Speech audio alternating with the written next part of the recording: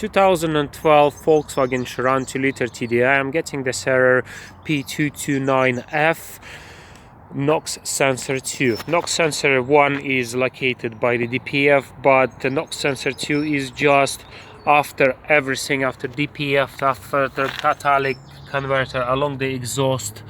And we're gonna replace it now. I'm gonna show you how to do it. I'm gonna give you a better view now. So it gives us two errors.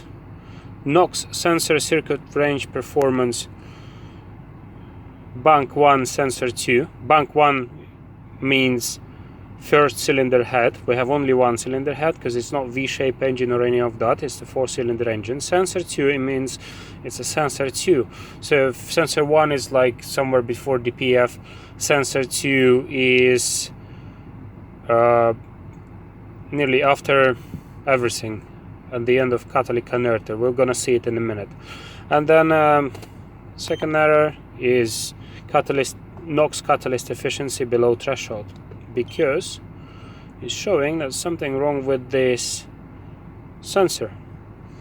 It's been giving me engine management light on as well. Currently it's not there, but these are two errors I'm getting: P229F and P20EE. P20EE normally comes with any other fault that it can start this code.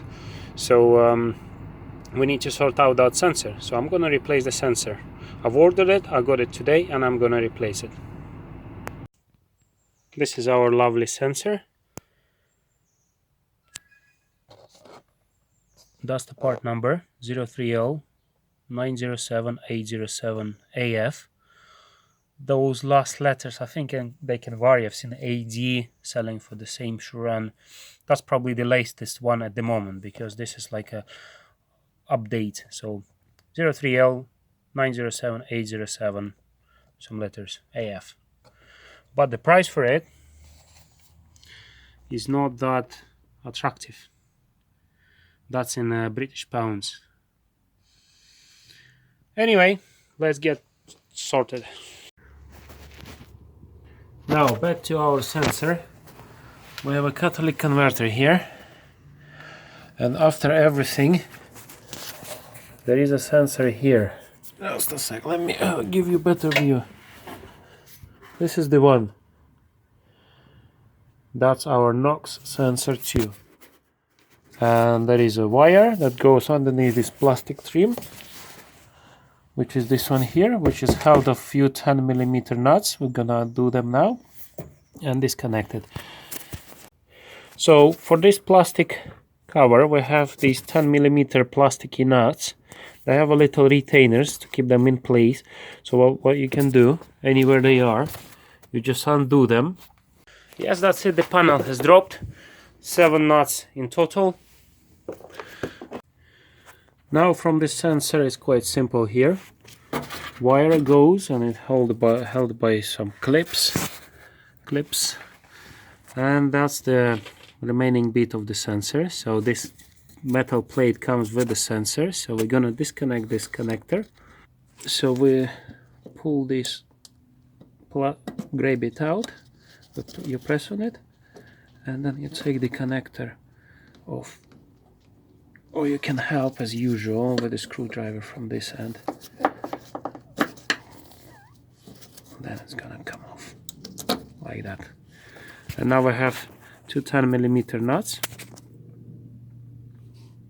that hold the remaining bits of sensor. There is one, there is two.